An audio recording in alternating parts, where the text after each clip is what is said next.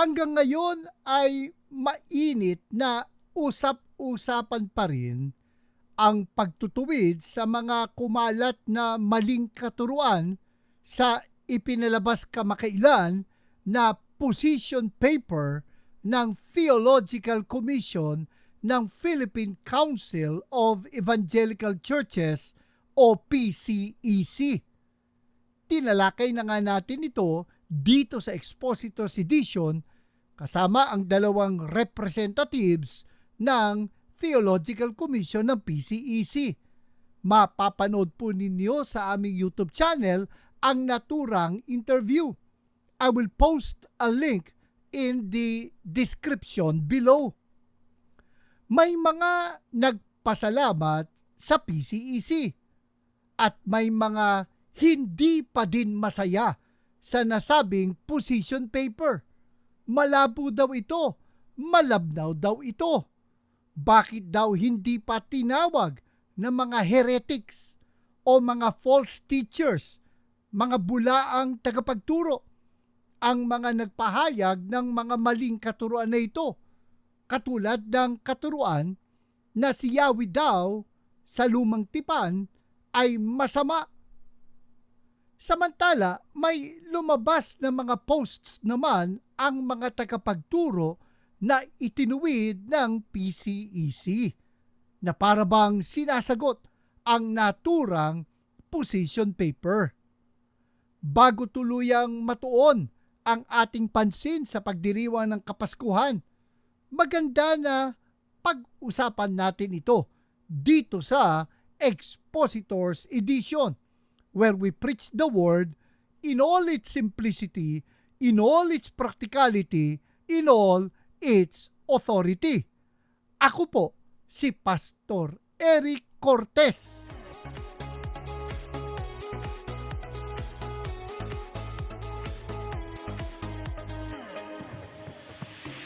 Gusto kong linawin sa umpisa pa lang na I am not speaking officially for PCEC. Hindi po ako kasama sa kanilang Theo Commission. Bagamat personal kong nakausap sa ilang pagkakataon ang mga members ng TheoCom, ang aking pong mga ipapahayag ay personal kong pananaw. Balikan muna natin ang punot dulo ng issue na ito para mabigyan tayo ng context. Last July 2024, the Bereans.net, a counter-cult website, called out a famous Filipino pastor for allegedly teaching that Yahweh is Satan himself. In fairness, matagal ko na pong kilala ang mga nasa likod ng The Bereans Apologetics Research Ministry. Website po nila ang thebereans.net. In fact, na-publish ang isang article ng inyong lingkod sa kanilang website. And ako mismo ang magpapatotoo that the people behind the website are not like those who are trigger happy when it comes to labeling Bible teachers as heretics. Hindi ho sila padaskol-daskol o pabigla-bigla sa pagtawag sa mga tagapagturo na bulaan. Kaya may mga panawagan sa Philippine Council of Evangelical Churches, PCEC, na imbestigahan ito ng kanilang Theological Commission. And this is not the first time. In the past, PCEC has released position papers on various theological and socio-political issues to guide its member churches. Hindi ito ang unang pagkakataon na naglabas ng position paper ang PCEC patungkol sa mga doctrinal issues.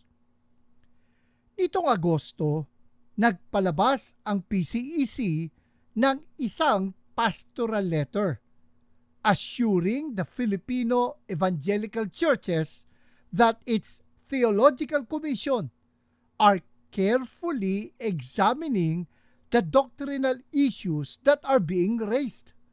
Hence, they will be releasing their official position after a thorough evaluation. Tiniyak po ng PCEC na maingat po nilang titingnan ang mga issue sa mga katuruang ito at sila nga ay maglalabas ng kanilang official position paper matapos ang masusing pagsasaliksik.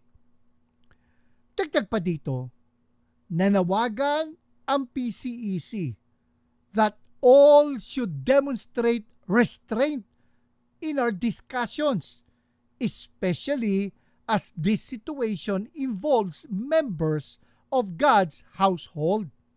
Nanawagan po ang PCEC na hinay-hinay lang sa ating mga pagtalakay, lalo na't ang mga kasangkot dito, bagamat hindi kaanib ng PCEC, ay mga kapatiran. At sa kanilang ginawang pagsusuri, kinausap ng Theocom ang thebereans.net at ang mga pastor na nagturo ng mga kontrobersyal na katuruan. Pansinin ninyo na hindi lamang isa ang nagturo ng mga kinukwestyong doktrina. At nito ngang November, inalabas na nga ng PCEC ang kanilang position paper. And I have posted the download link of the position paper in the description of this episode on our YouTube channel. Pagkalabas nga ng position paper, in-interview ng inyong lingkod ang mga representatives ng Theocom ng PCEC na inyong ang mapapanood dito sa Expositors Edition. In the position paper, they called the teaching as erroneous. Ayon sa dictionary, the word erroneous means wrong, inaccurate, or in error. Malinaw sa position paper na tinawag ng PCEC ang kumalat na katuruan na isang maling katuruan tungkol sa kalikasan ng Diyos Ama, ni Jesucristo at ng kautusan at ebanghelyo. Gaya nga ng aking sinabi, sa kabila na tinawag naman na erroneous o maling katuruan, hindi lahat ay naging masaya sa naging paninindigan ng PCEC. It got mixed reviews. Kinwestiyon ng mga kritiko kung bakit iniwasang pangalanan ang mga pastor na nagturo ng maling katuruan sa position paper. Kinwestiyon nga din nila kung bakit hindi nga sila tinawag na mga heretics o mga false teachers. Ayon sa The Lexham Glossary of Theology, a heretic is someone who teaches heresy, a teaching that is presented as truth about God or Christ but is contrary to widely accepted Christian doctrine and lacks scriptural support. Ang heresy ay isang katuruan na ipinapahayag bilang katotohanan daw tungkol sa Diyos o kay Kristo, subalit salungat ito sa tinanggap na mga katuruan ng Kristyanismo. Kaya nga binansagan nilang malambot o malabnaw ang position paper. Sinasabi nila na in-expose nga ni Apostle Paul ang pangalan ng mga nagturo ng mali. Apostle Paul named names. Hindi siya nangimi na pangalanan ang mga bulaang guro. Katulad halimbawa ng mababasa sa 1 Timothy chapter 1 verses 19 to 20. Babasahin ko sa Magandang Balita Biblia. May mga taong hindi sumunod sa kanilang budhi at dahil dito ang pananampalataya nila ay natulad sa isang barkong nawasak. Kabilang sa mga iyon sina Himeneo at Alejandro na ipinaubaya ko na sa kapangyarihan ni Satanas upang turuan silang wag lumapastangan sa Diyos. Bakit daw hindi ginaya ng PCEC ang halimbawa ni Apostle Paul? Why don't they name names? Hindi naman daw pwede na puro parinig lang ang gawin natin. Dapat lang daw tawagin sila na mga bulaang guro o false teachers para mapigilan ang pagkalat ng kanilang maling doktrina. Kamakailan nga ay nagpalabas ang thebereans.net ng tugon sa position paper ng PCEC. Ayon sa kanilang tugon, quote, "Unexpectedly, the Theocom refrained from fully revealing the name of the preacher, designating him as heretical due to emotional considerations. While we aim to preserve the individual's anonymity, it is imperative to tell the faithful about the origin of the erroneous doctrine to protect the body of Christ and maintain orthodox beliefs. Our loyalty must be directed toward Jesus and His teachings rather than any individual, regardless of their prominence or popularity within mainstream Christianity." End quote. Dapat daw pangalanan ang mga nagtuturo ng mali para mabigyang babala ang mga mananampalataya at para hindi na kumalat pa ang mga maling katuruan. Kung babasahing mabuti ang position paper ng PCEC, makikita natin na nakabanggit naman sa footnotes ang pangalan ng isa sa mga nagturo ng mali. His online sermon was cited as a reference in the footnote. Saka naging viral na sa social media ang issue na ito. Kaya masasabing common knowledge na kung sino sila at kung ano ang kanilang maling itinuro. Lumalabas dahil nga binanggit ang pangalan ng isa sa mga nagturo ng mali sa footnote, in-identify na rin nila ang mga nagturo nito. Subalit, hindi nga doon nagtapos ang PCEC, sapagkat hindi lang naman nila layon ang name and shame o pangalanan at pahiyain ang mga nagturo ng maling katuruan. Ang layon nila ay turuan tayo. Papaano nga ba natin susuriin ang mga katuruan at papaano natin haharapin ang mga maling katuruan? Based on my talks with the PCEC, lumalabas na hindi naman sila nangimi na pangalanan o ituwid ang naturang tagapagturo. Subalit, kailangan ang pag-iingat. Hindi dahil sikat ang sinuman sa kanila. Ito ay bilang pagsasaalang-alang sa kanila bilang mga kapatid sa Panginoon. Kung ipapahayag agad at this time na sila ay mga bulaang guro, ito ay katumbas na ng pagtatakwil sa kanila bilang mga kapwa mananampalataya. Ayon nga sa 1 John chapter 2 verses 18 to 19, "Mga anak, ito na ang huling panahon. Tulad ng inyong narinig, darating ang kaaway ni Kristo. Ngayon nga'y marami nang lumilitaw na mga kaaway ni Kristo, kaya't alam nating malapit na ang wakas. kahit na sila'y mga dati nating kasamahan, ang mga taong yon ay hindi natin tunay na kasama.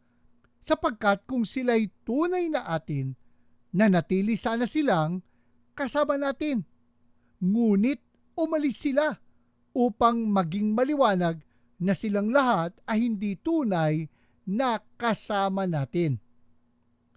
Makikita natin dito, hindi biro ang pagle-label sa sinuman na heretic o false teacher.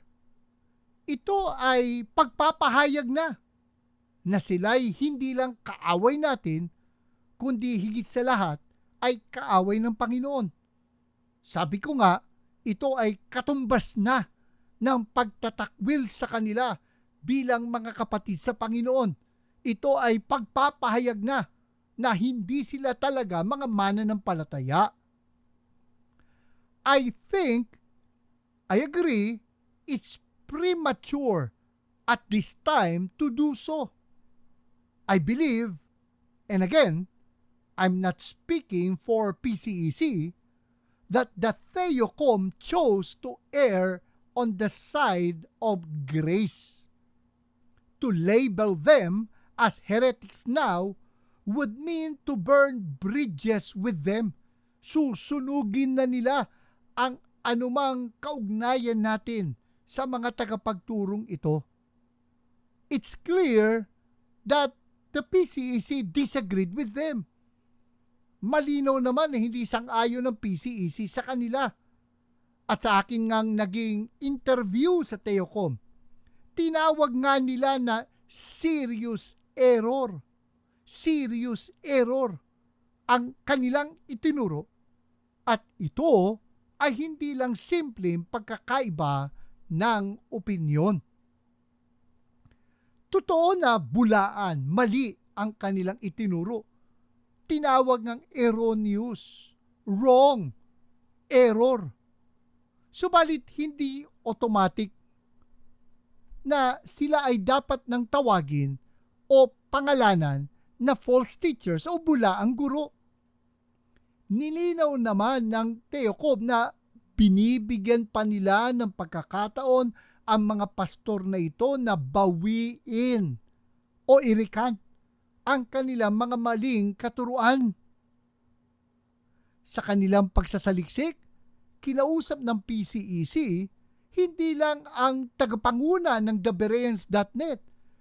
Sabi ko nga pati ang mga pastor na sinasabing nagturo ng kamalian upang mahingan din ng kanilang panig. In fact, isa sa kanila ay patuloy na nakikipag-usap sa isang member ng Theocom. They agreed to study together and compare notes. Dito natin makikita hindi pa naman huli ang lahat. May mga nagtatanong kung dapat ba na i-correct sila privately o i-call out publicly. Tandaan natin, may tamang panahon sa ganitong mga aksyon. Sa kanilang ginawang pakikipag-usap sa kanila, I believe the Theocom privately corrected them. At sa pagre-release ng position paper, the Theocom called them out publicly.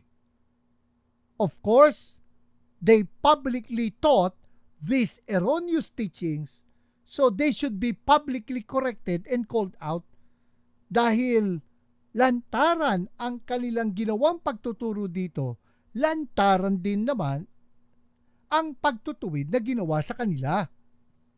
But again, the PCEC does not want to resort to a mere name and shame. Hindi naman nila layon na magpahiya lang. Sadly, there seems to be a cry for blood. Kasi nga, the issue went viral. That's why there's an insistent public demand for PCEC to speak up publicly. Yet, PCEC does not want the discussion to end up to be about personality. Malinaw sa position paper na they want to approach this not just theologically, but they want to approach this in a pastoral manner because they are reaching out to erring brothers. Inaabot pa nila ang mga kapatid nating nagkamali ng turo. The commission also made it clear in the interview of Expositor's Edition that if ever these pastors would not change their views, then and only then that they would consider calling them heretics. The PCEC decided to go beyond issuing a theological response and instead chose to make a pastoral reminder for all regarding the appropriate way to handle doctrinal issues. They decided not to give in to the pressure that heads must roll. And I think it's both wise and compassionate to do so.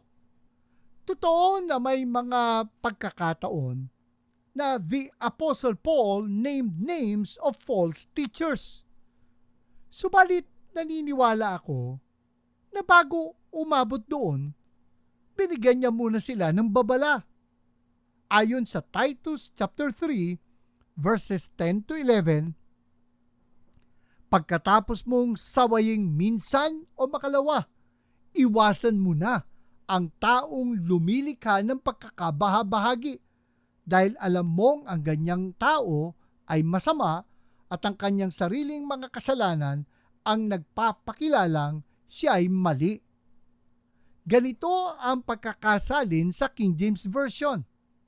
A man that is an heretic, after the first and second admonition, reject, knowing that he that is such is subverted and sinneth, being condemned of himself.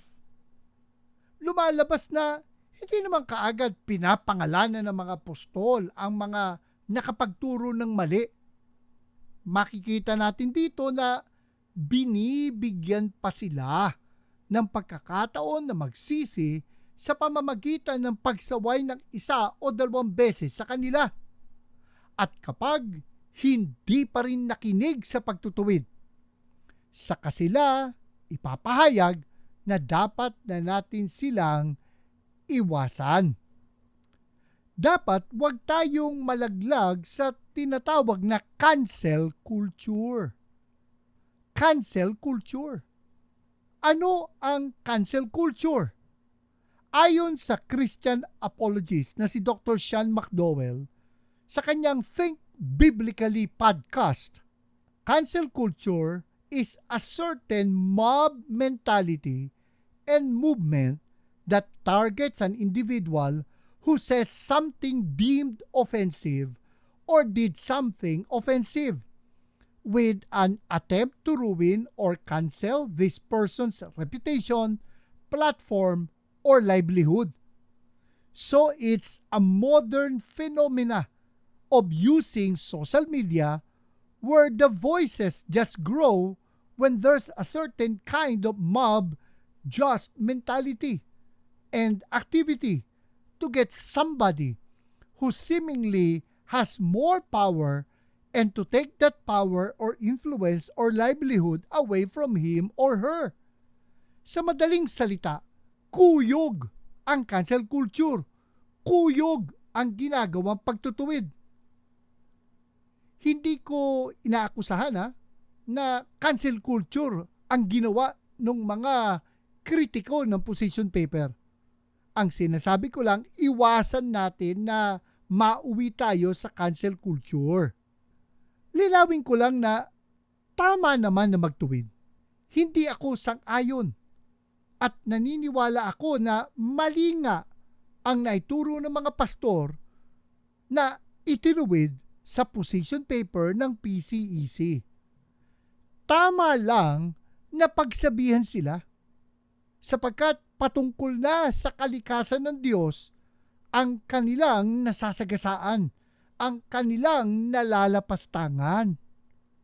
Subalit, ang problema sa cancel culture ay ang tila hindi na pagbibigay sa mga na-cancel ng pagkakataon na magsisi at magbalik loob.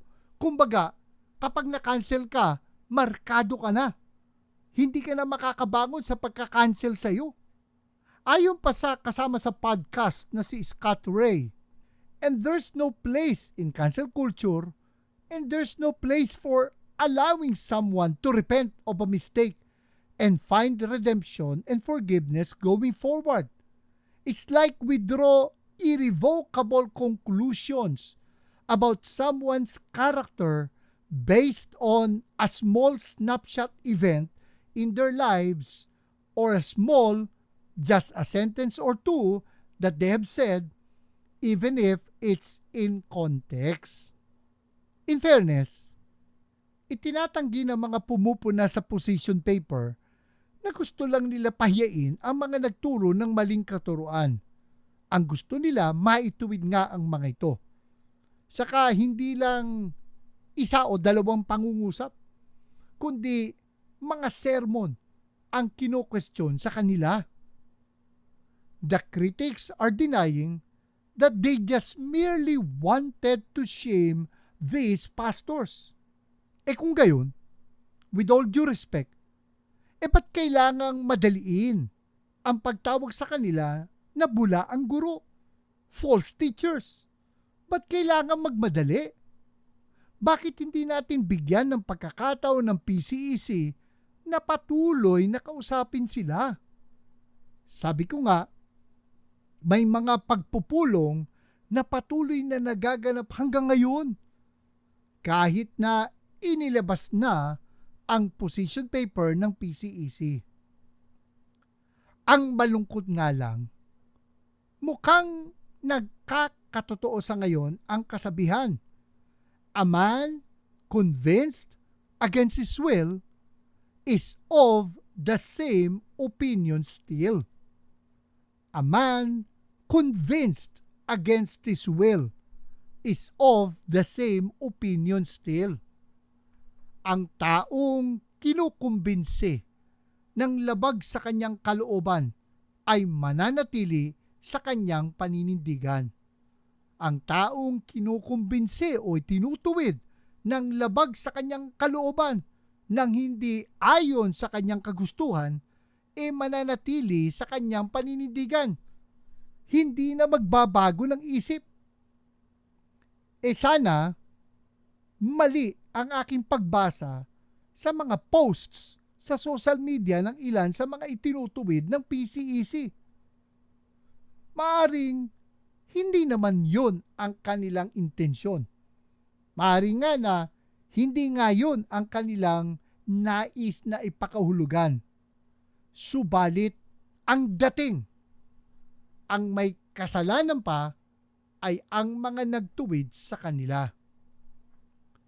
Totoo na may mga dapat ituwid sa mga nagtuwid.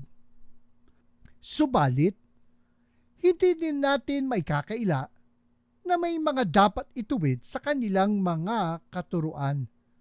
Yung mga nagtatawag, nagdidimand, na tawagin silang heretic, may mga pagkakataon na mga trigger happy o talagang mahilig lang mag-label ng bula ang guro. Ako nga kami nga ni Pastor Erwin Amador nabansagan na ng false teachers. Gumamit lang sila ng mga fancy sounding words. Pero yun din ang kahulugan. Isa sa mga nabasa ko sa post nila sa Facebook ay ang mistulang pag-question sa authority ng mga nagtutuwid sa kanila.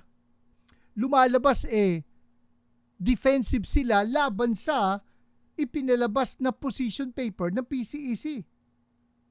Muli, sana nga po mali ang pagkakaintindi ko sa kanilang posts.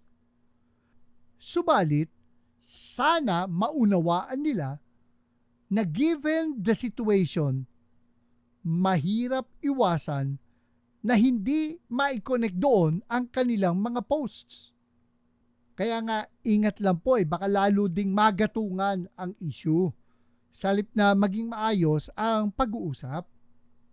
Halimbawa, may post na nagtatanong kung saan galing ang authority ni Apostle Paul. Ganito daw kasi ang sabi sa Galatians chapter 1 verses 11 to 12. Mga kapatid, nais kong malaman ninyo na ang magandang balitang ipinangaral ko'y hindi katha ng tao. Hindi ko ito tinanggap mula sa tao at hindi rin itinuro sa akin ng sino mang tao. Si Hesukristo mismo ang naghayag nito sa akin.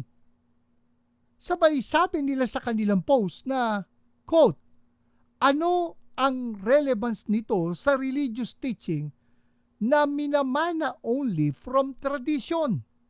End quote. Na para bang ang layon lang ng position paper ay maprotektahan ang mga nakaugalian ng paniniwala. Sinabi pa nga nila sa kanilang post na hindi nga daw nagtanong o kumonsulta si Apostle Paul sa mga nauna sa kanyang mga apostol. Parang lumalabas katulad ng Apostle Paul, ang kanyang katuruan ay kapahayagan mula sa Diyos. Ang ibig bang sabihin, kung hindi dapat ituwid si Apostle Paul, hindi rin sila dapat ituwid. Ang ibig bang sabihin, kapantay sa Apostle Paul ang kanilang authority. Tanong pa nga nila, quote, makapagtuturo ba si Paul on God's grace and salvation, freedom from the law, kung nag-consult o nagpa-authorize siya sa established religious authorities? End quote. Para ba lumalabas na kasi hindi daw authorized ng PCEC, hindi lang daw na authorized ng PCEC ang kanilang katuruan, kaya daw sila pinupuna.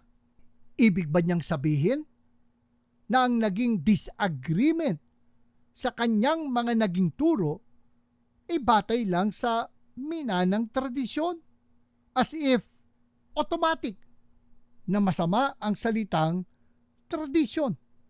Totoo na may mga tradisyon, mga salit-sabi ng mga matatanda, mga katuroang minana mula sa mga ninuno na hindi sinang-ayunan ng Panginoong Hesus at ng kanyang mga apostol. Katulad halimbawa ng Matthew chapter 15 verses 1 to 3. Babasahin ko sa Ang Biblia 2001 edition. Pagkatapos ay lumapit kay Jesus ang mga Pariseo at ang mga eskriba na nanggagaling sa Jerusalem. At sinabi nila, bakit lumalabag ang iyong mga alagad sa tradisyon ng matatanda? Sa tradisyon ng matatanda. Hindi sila naguhugas ng kanilang mga kamay bago sila kumain ng tinapay. Sumagot siya sa kanila at sinabi, bakit lumalabag naman kayo sa utos ng Diyos dahil sa inyong tradisyon? Dito makikita natin na may tradisyon na hindi katanggap-tanggap sa Panginoon. Subalit, hindi lahat ng pagkakagamit ng salitang tradisyon sa Bible ay masama. Ganito halimbawa ang mababasa natin sa 2 Thessalonians chapter 3 verse 6. Aming ipinag-uutos ngayon sa inyo mga kapatid sa pangalan ng ating Panginoong Hesukristo na kayo'y lumayo sa bawat kapatid na namumuhay sa katamaran at hindi ayon sa tradisyon na tinanggap nila sa amin. Hindi ayon sa tradisyon na tinanggap nila sa amin. Ang tradisyon na tinutukoy dito ni Pablo ay hindi yung ni-reject na tradisyon ng mga matatanda na sinabi sa Matthew. Dito makikita natin na may pagkakataon ng salitang tradisyon ay nangangahulugan ng teaching o katuruan na ipinasa ng mga apostol sa mga mananampalataya. Ito ang tinutukoy sa Jude chapter 1 verse 3 na pananampalatayang ipinagkaloob minsan at magpakailanman sa mga banal na dapat nating ipaglaban. Maganda sana kung ipaliwanag nila kung anong tradisyon ang tinutukoy nila na hindi umano tinanggap mula sa tao ni Apostle Paul para hindi tayo magkamali ng intindi sa kanilang mga posts. Kinakitaan din sila ng mga posts na tila anti-intellectual, na hindi daw maganda ang magbusisi pagdating sa theology. Ayon sa isa nilang post, quote, Solomon warns versus overstudying, over-theologizing, overthinking. He counsels, stick to the basics, focus on, and obey God's real commands. Jesus warns versus man-invented, man-added religious commands. End quote. Nagpaparinig ba sila na ang ginawa ng Theocom ay overstudying, over-theologizing, overthinking, na ang ipinahayag sa position paper ay man-invented, man-added religious commands? Ganito pa nga ang tanong sa isa sa kanilang post. Quote, ang formulated, carved in stone, mandatory, sacredized statement of faith ay, number 1, nakaka-encourage ng active, lively, dynamic, growing, and developing engagement with reading, interpretation, and application of Scripture, or nang di-discourage ng ganyang study and engagement. End quote. Tinatawag ba nila na ang ipinahayag ng position paper ay formulated, carved in stone, mandatory, sacredized statement of faith, na sa halip na maka-encourage ng active, lively, dynamic, growing, and developing engagement, nakaka-discourage? Dito para bang sinasabi nila na ang pagkakaroon ng systematic theology o statement of faith ay hindi nakakabuti sa ating pananampalataya sa Diyos.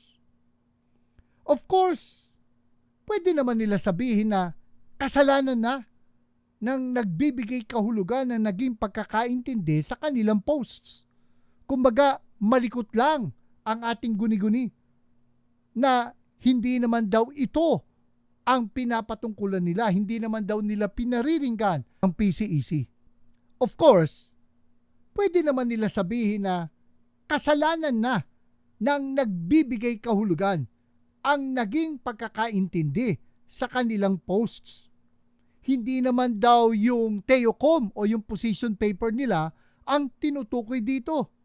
Pwede naman nilang sabihin yun. Doon naman talaga ang posibilidad na yun, na nagkamali lang tayo ng intindi sa kanilang posts sa social media.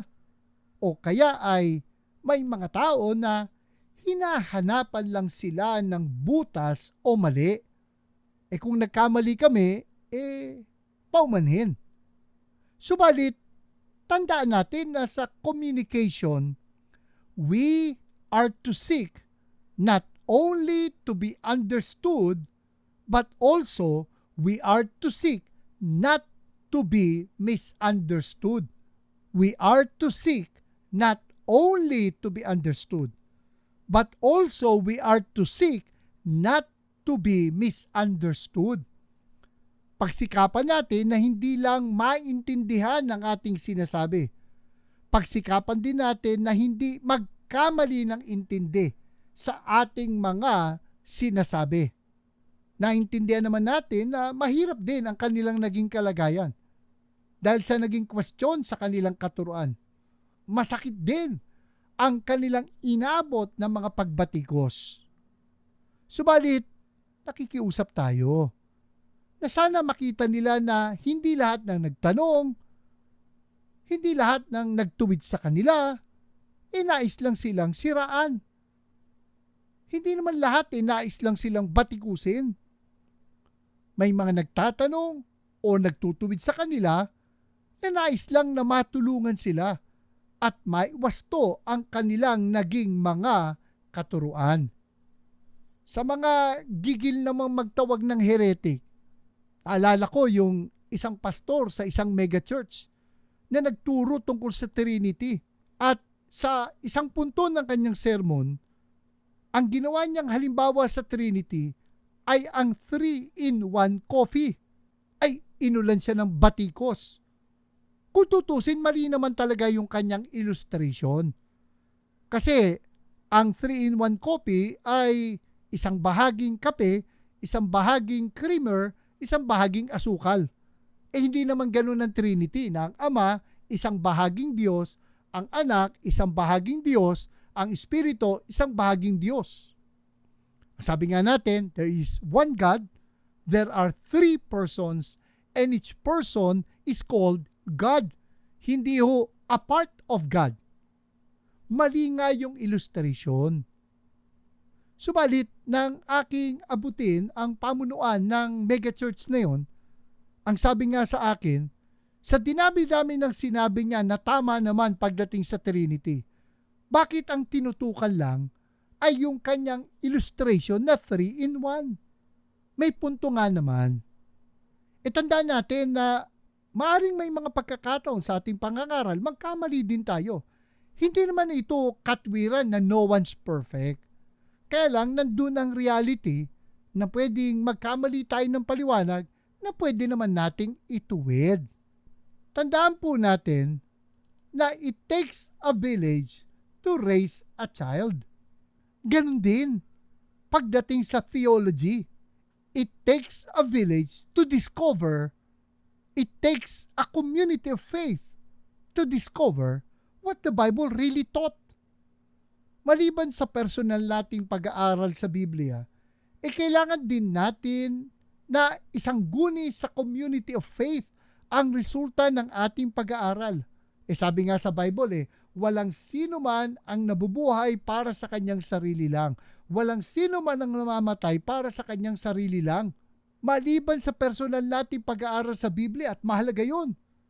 Mahalaga din na isang guni natin sa community of faith ang resulta ng ating pag-aaral sa church, sa body of Christ. Problema nga kapag ipinangalandakan natin na tayo lang ang nakakita ng ganoon o ganitong katuruan sa Biblia, ang tagal na pinag-aaralan ng Biblia. Kadalasan ang ganong mga claims na sila lang ang nakakita ng ganong katuruan, lumalabas na maling pagkakaintindi pala sa Biblia. Totoo na ipinahayag ng Diyos kay Apostle Paul ang ipinangangaral niyang mabuting balita. Subalit mababasa pa rin natin na kinausap din niya ang mga apostol at pinatotohanan nila ang kanyang mga ipinapangaral. Sinabi nga ni Paul sa Galatians chapter 2 verse 2, nakipagpulong ako ng sarilinan sa mga kinikilalang pinuno ng iglesia at inilahad ko sa kanila ang magandang balitang ipinapangaral ko sa mga hintil. Ginawa ko ito dahil ayaw kong mawalan ng kabuluhan ng aking ginawa at ginagawa pa. Lumalabas na para magkaroon ng kabuluhan at kahulugan, magkaroon ng saysay ang ating mga ginagawa, ang ating mga tinuturo. Malaga naman talaga na sumangguni tayo sa mga pinuno ng iglesia. Na sumangguni tayo, ilatag natin ito sa ating community of faith. Sapagkat kung ito itinuro sa atin ng Diyos, talaga, ituturo din ito ng Diyos sa kanila. Kaya makikita natin na hindi solo flight si Paul. Humarap din si Paul sa mga kapwa niya apostol. Ayon pa nga sa verses 6 and 7, ngunit walang idinagdag sa akin ang mga kinikilalang pinuno. Sa halip, kinilala nila na ipinagkatiwala sa akin ang pangangaral ng magandang balita sa mga hintil kung paanong ipinagkatiwala kay Pedro ang pangangaral ng magandang balita sa mga Hudyo. Makikita dito ang pagpapasailalim ni Paul sa pamunuan ng Jerusalem. At kung inyong matatandaan, humarap din si Apostle Paul sa Jerusalem Council sa Acts chapter 15 upang isangguni kung tama ang kanilang itinuturo at ginagawa. Ganon din naman, tayo mga tagapagturo ay dapat na sumasangguni sa isa't isa. Kung ipinagkatiwala sa atin ng Diyos ang katuruang ito, ipagkakatiwala din sa kanila. Alam po ninyo, pagdating sa theology, may tinatawag na Wesleyan quadrilateral. Wesleyan quadrilateral. Ayon sa theologian na si Adam Harwood, sa kanyang aklat na Christian Theology, Biblical, Historical, and Systematic, 4 major sources of Christian theology are tradition, reason, experience, and scripture. There are 4 major sources of theology: tradition, reason, experience, and scripture. May 4 na batayan ang theology o katuruan tungkol sa Diyos: tradisyon o kasaysayan, reason o katwiran, logic, experience o karanasan, at scripture o kasulatan. Ang Biblia ang pinakamataas sa mga batayang ito. Subalit, hindi natin dapat baliwalain ang papel ng kasaysayan, ng katwiran, at ng karanasan.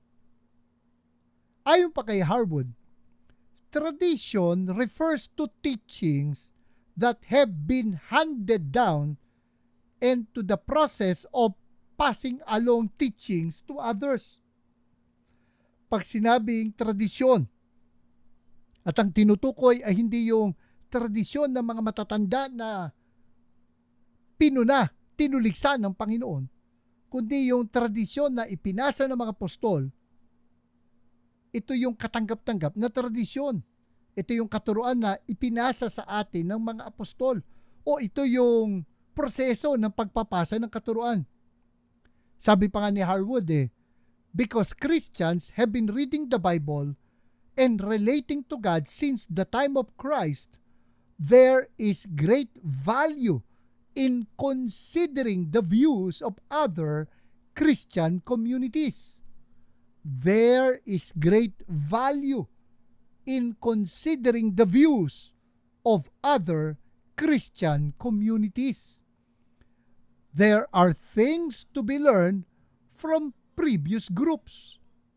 Even so, false or inadequate teaching has emerged from within Christian groups that must then be addressed by that generation of Christians. Sa kasaysayan makikita natin na may mga lumabas na katuruan na itinuwid noon pa man. Bagamat inamin din natin na tradition is often helpful, tradition should be used cautiously as a source of authority for Christian theology. Dapat din ang mga kaganapan sa kasaysayan, ang mga lumabas na katuruan sa kasaysayan ay dapat na isailalim sa pagsusuri ng kasulatan. Subalit malinaw dito na makikita natin na dapat accountable tayo sa body of Christ, sa mga kapwa natin mananampalataya patungkol sa ating mga tinuturo. Tandaan natin ito, not one of us has the corner of the truth. Wala pong sino man sa atin na sa kanya lang lahat ang katotohanan. Meron at meron tayong naging pagkakamali at may malaking puwang para sa pagbabago, para sa pag-aaral, para sa pagkakatuto. Maganda naman talaga ang suriin muli ang saligan ng ating pananampalataya. Maganda naman talaga na suriin ang mga statement of faith. Maganda naman talaga na balikan natin ang naging pagkakaintindi natin sa salita ng Diyos. Malamang naman talaga na magkaroon ng pagkakaiba ng interpretasyon o pagpapaliwanag sa Bible. Malamang naman talaga na magkamali tayo. Kaya nga mahalaga na tayo ay patuloy na nagsusuri at nag-uusap patungkol sa pananampalataya.